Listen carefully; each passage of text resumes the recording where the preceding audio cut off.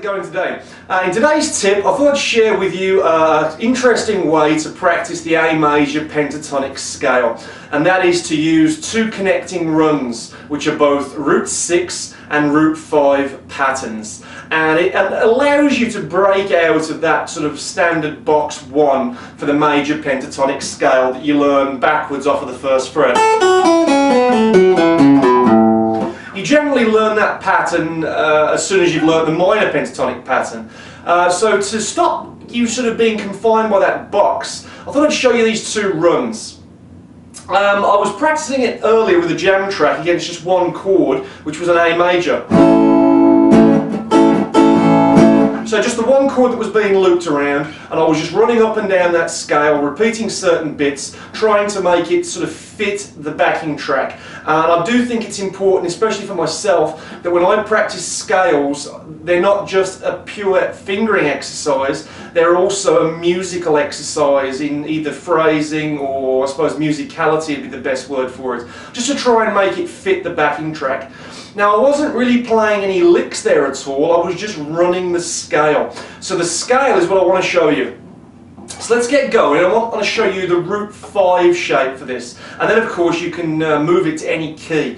So here is the root 5 pattern for the A major pentatonic scale.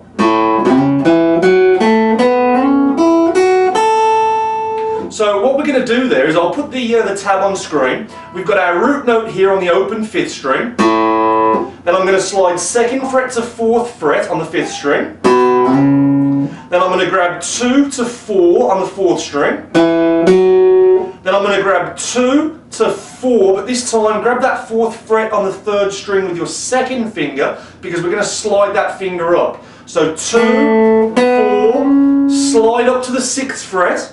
Then we're going to play 5, 7 on the 2nd, and then 5, 7 on the 1st. But come back to the root note again on the 1st string, 5th fret. The other root note in amongst this little pattern is on the 2nd fret of the 3rd string. That there is also our root note. So by running that pattern,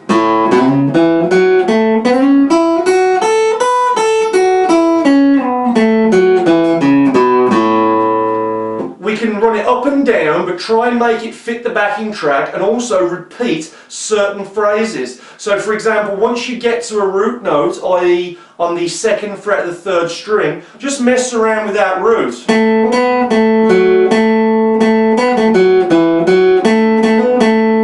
Yeah, I'm just coming back to that A note all the time. Then when you move up to the next portion, your next root note would be there. So mess around that one.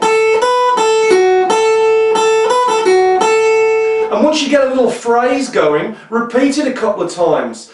Just try and get used to the feel of the scale, the sound, the chord, everything. Try and hear how it fits. So that's the root 5 pattern. One more time.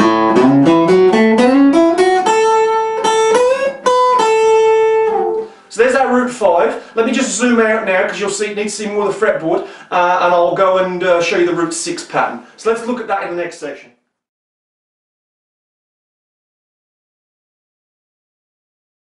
Okay, here is the root 6 pattern. The root 6 pattern is going to start on the 6th string, 5th fret, and we're going to ascend up to the 17th fret on the 1st string. So I'll just ascend the pattern, and it looks and sounds something like this.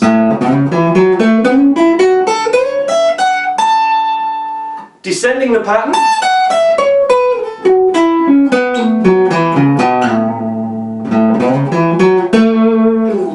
So, within that pattern, let's just identify our root notes, and then I'll give you the fretting for it. And again, I'll throw it on screen. So our first root note is on the 5th fret, 6th string. Our next root note is going to be on the 4th string, 7th fret.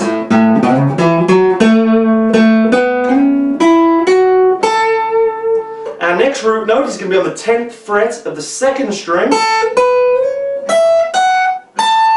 And our last last root note is going to be on the 17th fret of the first string. So those are our root notes within that pattern. And again, once you get to your root notes, because you've got more root notes to play with in the root 6 pattern, hang around those areas where the root notes lay and repeat a couple of things. So our first one was there and there. So why don't we just hang around there?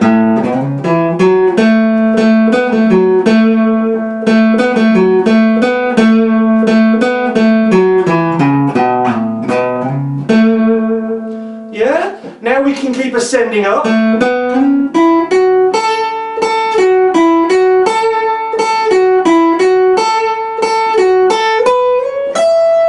Keep ascending up. You can even come down here once you get to this 17th fret first string and come down pattern 1 A major pentatonic, which is the sort of the tried and trusted box. So we've got, and we can pick up another root note here on the 14th fret of the 3rd string. So that's another root note. And of course we can do that exact same descending figure there. We can play that up here at 5th fret. So from here we can have that same pattern. Yeah? So you're sort of back to the start of the next one. And again, indeed, if you have that electric guitar where you can see more frets, if I just scoot forward again, a little bit harder to do on an acoustic, virtually impossible if it's one without a cutaway, is that you can start your root 5 pattern again right there on the 12th fret of the 5th string. So you'd be ascending up. And now I'm kind of running out of room here, but if I just finish it off. Yeah, it's very difficult for me to play here because of the way the acoustic guitar is. But if you've got an electric, much easier to reach. So you can just transpose that root 5 pattern all the way up to the 12th fret on the 5th string. So, lay down a backing track, just a single chord, and then try this in various keys. For example, if you were going to play this in the key of C, for example, you'd be starting your root 5 pattern there, wouldn't you, on the C note? And there'd be a root 5 pattern. You'd be starting the root 6 pattern on the C note, on the 6th fret, 6th string, 8th fret, and you'd be starting your root 6 one there. Oh, can't reach that one. All the way up there, the last fret on my guitar. So again, use these as a fun little device for practicing your scales and also connecting the boxes. Hope you find this useful. Enjoy, take care, keep picking, keep strumming, keep having fun. All the best.